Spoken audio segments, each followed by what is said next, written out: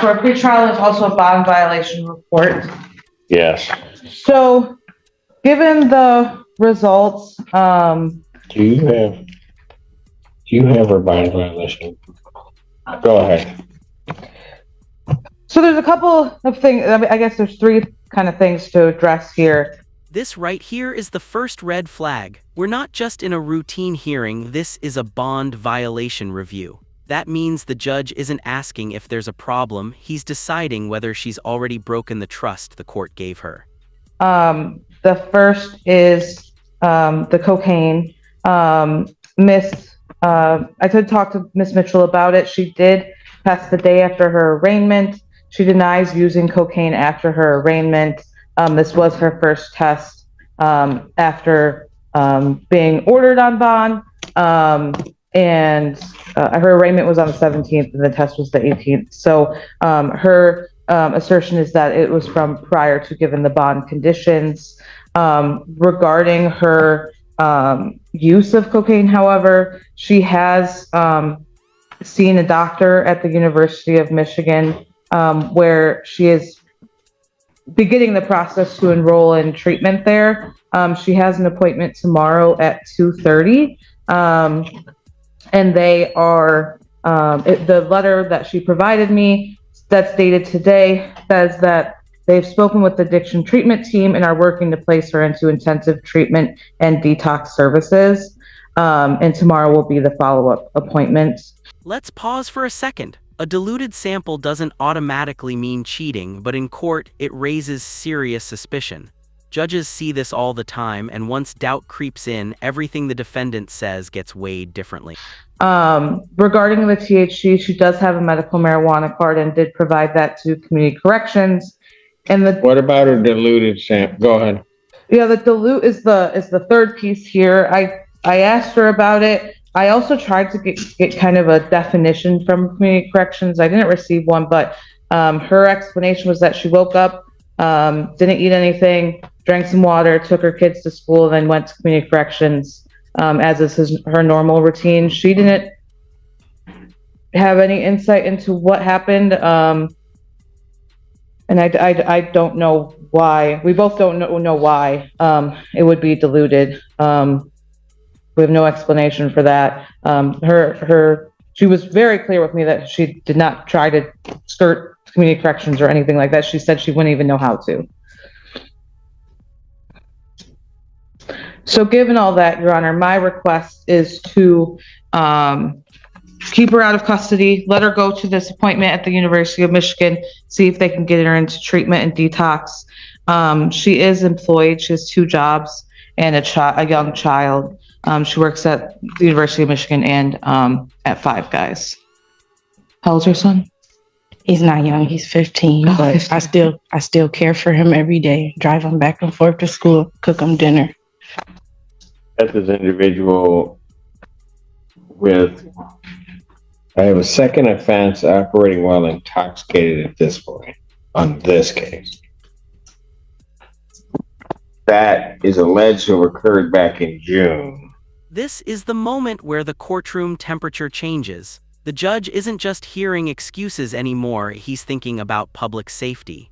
Second offense OWI cases hit harder because the risk isn't theoretical, it's proven. And I have a test result that shows up on the 18th as positive for cocaine. Her next test, though, is a diluted sample. Can I speak? Yeah.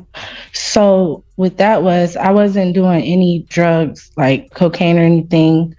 I was smoking marijuana, and then I'm like, I remember I called and asked, is it okay if I can smoke? And they were like, we don't know. Then I found out yes. So I drank some bottles of water.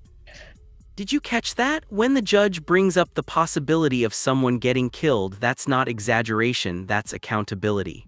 Be honest, should empathy outweigh risk when lives are potentially on the line? Before the test, but I didn't do any hard drugs or anything. And I just really want to stay out so I can keep my jobs and stuff. And I can, because if I lose the job, then I won't be able to go to the treatment because I won't have the insurance. Yeah. It's a horrible circle you placed yourself in. Yes, it's all my fault. Oh, it absolutely is all your fault. I have a problem and I'm willing to try to get it fixed now. Is that before or after you kill somebody with a car?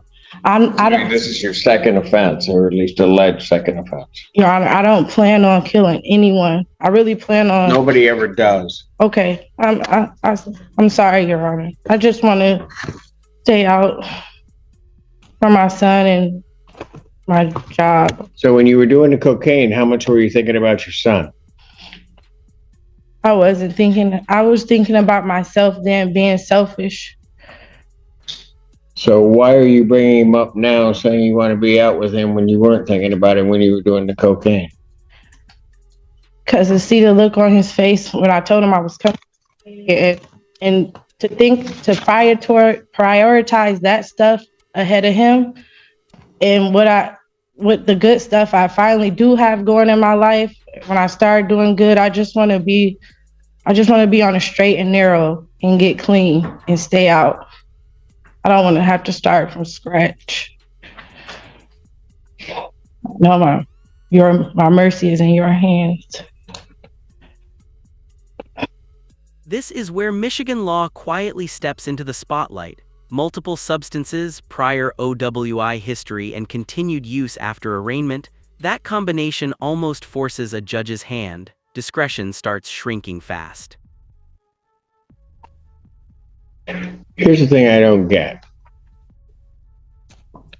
The test results from June 30th show in her system alcohol, methamphetamine, and cocaine. That's at the end of June, very beginning of July. So you're sitting up here telling me you're sincere about this, invoking your son, doing all of that stuff, yet 3 months later, or a little less than 3 months later, I still have cocaine in your system. It's an addiction problem. What? It's an addiction problem. So when exactly did you figure that out? Now I'm going through all this stuff. Yeah, you want to get here. You're an addict. You're going to get here and try to tell me anything and everything in the world to try to keep yourself out of trouble and keep from being accountable. That's what you're doing. I just want to keep the positive things going in my life. I'm willing to admit my wrongs. Like,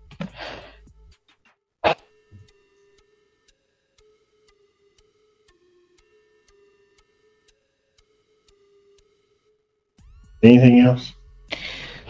Well, Your Honor, I'd ask that you take into consideration the fact that she does have an appointment tomorrow to address, I don't know what game she's playing. She's playing a game. if the court If does, she was really serious about it.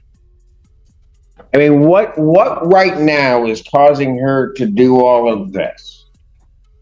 Being in court? Well, she knew she was headed there from the time that she got stopped on this. And why is it taken over 30 days from the time of her arraignment for her to have this appointment? I work 2 jobs. I just don't want to lose everything. and Your Honor, we have been in communication. We talked about this. She's willing to do treatment. I think she's admitted to the court that it would be helpful for her. I agree. On a lot of these cases, it's helpful, right? I guess I'd ask the court to take that into consideration today. If the court does remand her. I don't know what she's going to do the moment she walks out of here. I have no idea. I'm going to go to work. I have no idea what she's going to do. The sad fact of the matter is, I don't think she does either. Because the cold hard reality is, June, she's picked up. She has cocaine and meth in her system, as well as alcohol. So I'm surprised she's not dead. She has a previous drunk driving before that. So between the end of June, so let's just say the beginning of July, coming up into September, she's still using.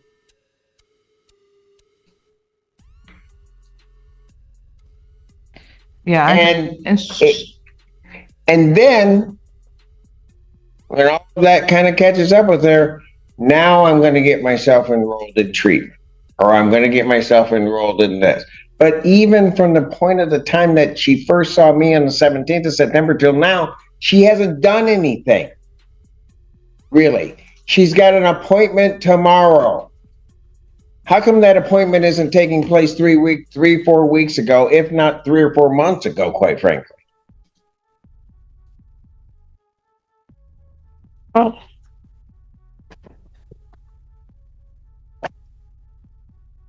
I just worked so many hours and just try to take care of our kid. I should have made it 3 weeks ago, but I'm trying to take. You got an excuse for everything. Yes, everything coming out of your mouth is an excuse. I just want to do better. If I am able to communicate with the doctor and coordinate some kind of. And there it is, bond revoked, not as punishment, but as a reset. The court isn't saying never, it's saying not like this. Now the real question becomes, will this be the moment that finally leads to change or just another chapter in the cycle? Plan moving forward. Can I submit that to the court for your consideration? Certainly you may, but you know, you can have a plan, but then she's going to need to do it. Because I'm going to tell you right now, she's coming before me. She's telling me everything that she's telling me, but she's lying to me like she's been lying to everybody in her family and everybody around her for I don't know how long, but certainly over the last year.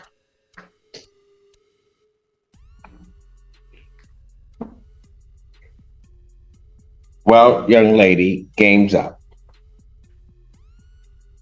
You may have just run into the immovable object. If you're going to tell yourself that you're going to do this, then you're going to do it. But you're not going to come up here and just kind of give me this and that, and I'm going to do this, and this is why, and everything like that. If you want to make a commitment, then you make the commitment. And you got time to think about the commitment. Defendant's bond is hereby ordered revoked. I will adjourn the pretrial hearing to next week on the 22nd, and she can come here with a better plan than what she's got now. 9 a.m. on